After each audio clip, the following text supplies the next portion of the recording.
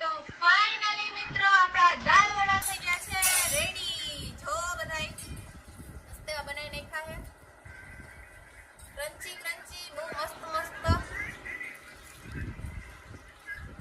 જો કોઈને ખાવા હોય ને તો તમે ઘરે આવી જજો, આપણે બનાવશું પાછું.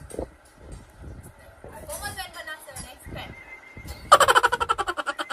વિહાન હાલ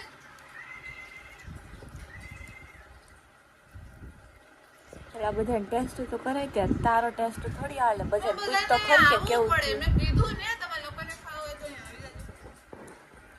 મસ્ત હે. મારી તારીફ કરું છું કેમ કે મને ગઈમાં. એમ તો મને થોડું ઘણું બનાવતા આવડે એટલે હાલો આવી જાવ બધાય. લાઈક કરજો બધાને ગઈમાં હોય તો કમેન્ટમાં કહી દેજો કેવું લાગ્યું મારું આજનું આ બધું.